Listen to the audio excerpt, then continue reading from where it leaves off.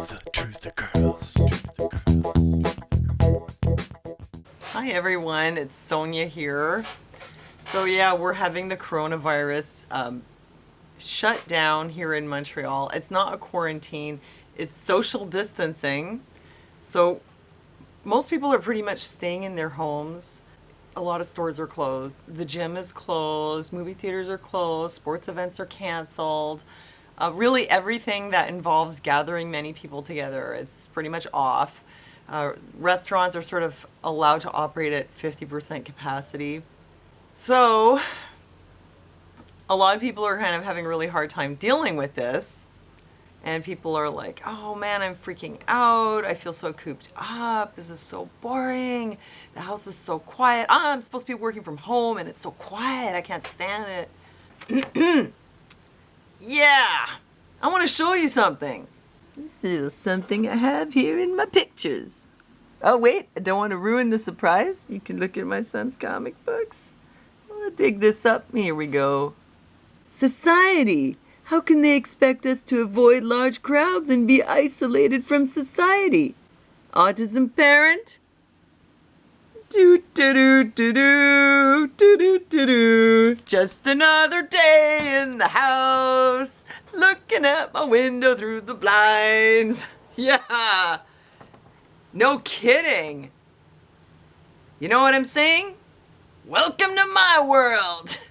Yeah, like that's kind of what it's like. Actually, Autism Awareness Month is April, so I'd like to raise some awareness.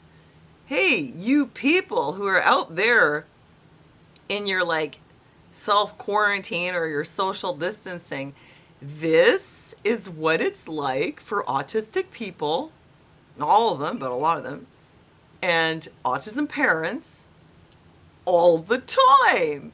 That's how we live. I know, crazy, but we do it, we get through. Well, I posted this on my Facebook and one of my friends was like, oh yeah, but you know, I'm an introvert and I spend a lot of time in my house and I really like it. And you know what the difference is? That's a choice. This, it's not a choice. This here, yeah, I know he's smiling, but it's not a choice. I mean, if you like to be a hermit, that's fine. But if you don't want to be isolated, and take note, the kids with ASD, they don't all want to be isolated either. I don't know how many of them do, but I know my son doesn't. So we don't actually want to be like that. It's because, my iPad is making so much noise, sorry.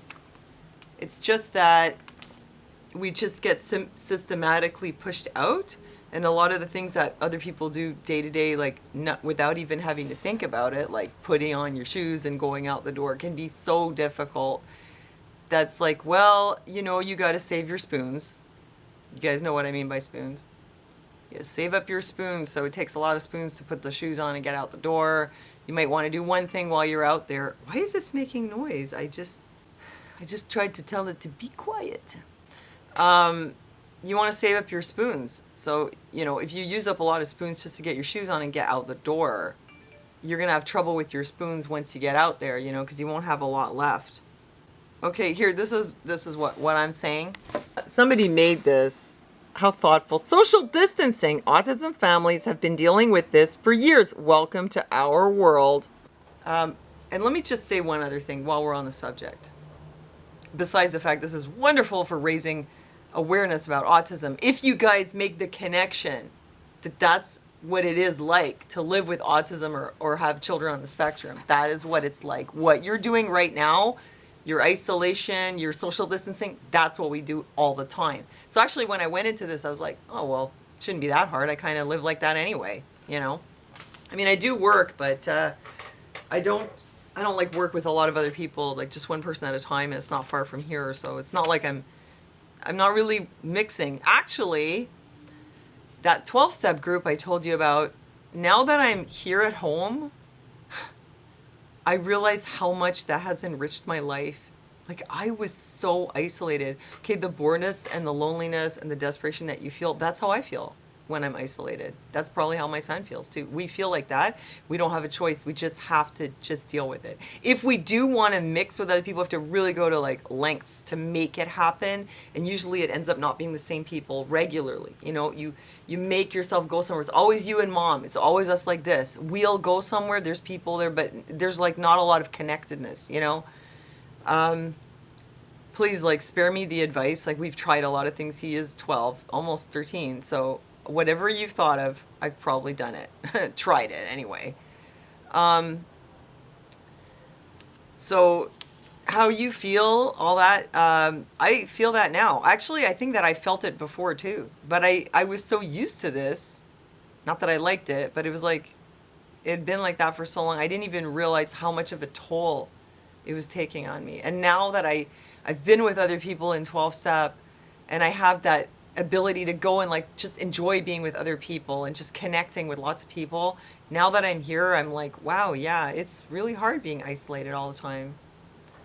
I feel bad for my son, you know, because he doesn't have 12-step. We're working on something with the church that we got started in, and it was going well, but we went once and now it's canceled because of this.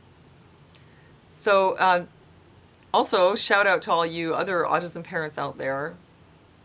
You just deserve some credit, because maybe now people will understand what it is that we deal with. Maybe, maybe not.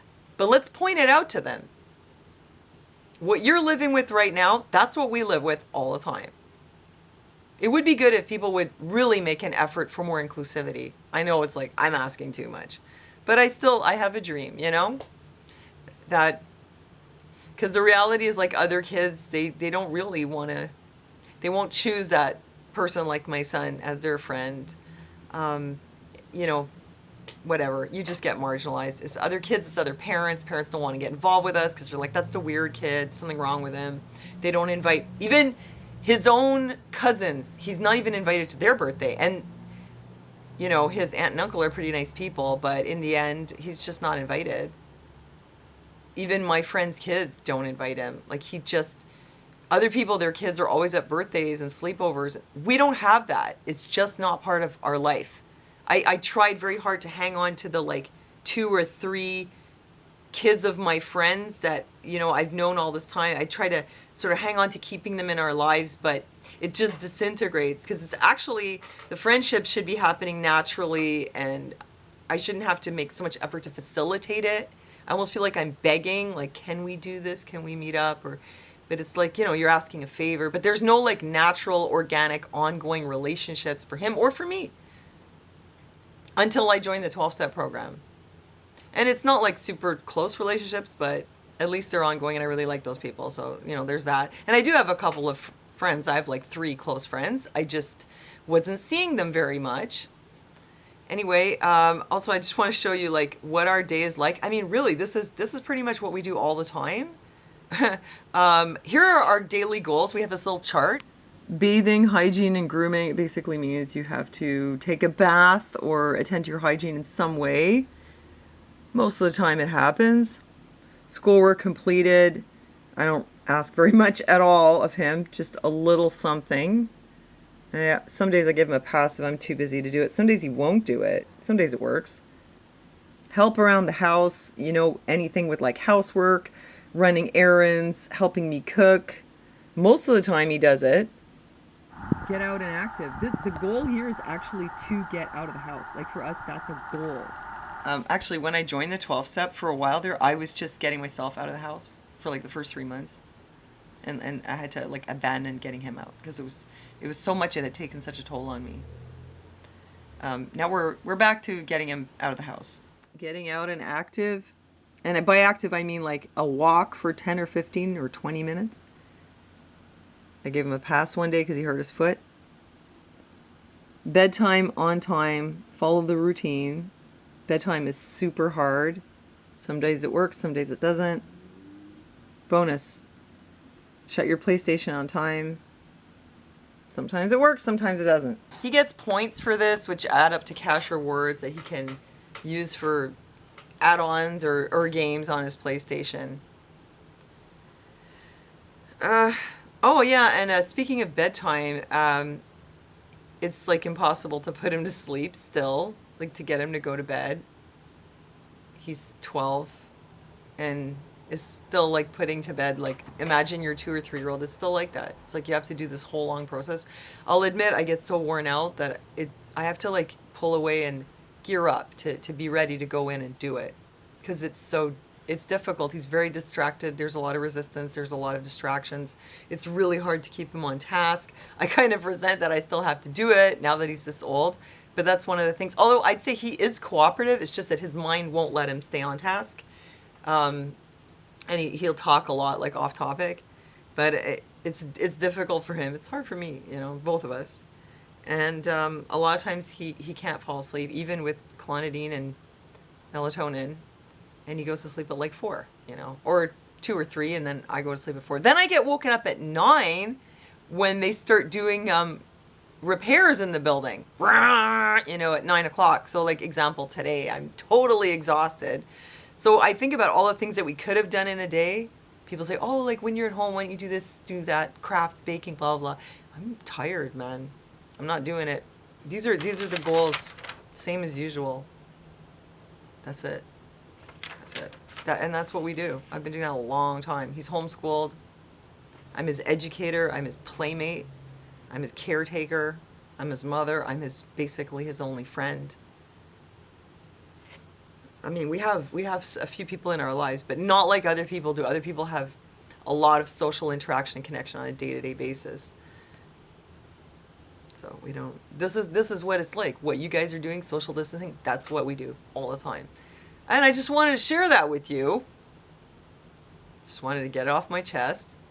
Also, those of you who live like that also, my heart goes out to you. You're in my prayers. Actually, you guys are all in my prayers. I pray for you every night.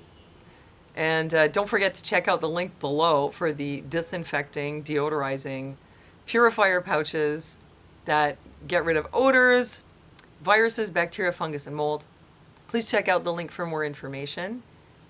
It's kind of a good time to, get rid of viruses in your home. You know what I'm saying? I've got a few of those things hanging around, hoping that they're going to help me get through. Anyway, please check out the link. You get 15% off and no shipping and handling. And that's it. Love you guys. God bless you. Thanks for listening to me, and I'll see you next time.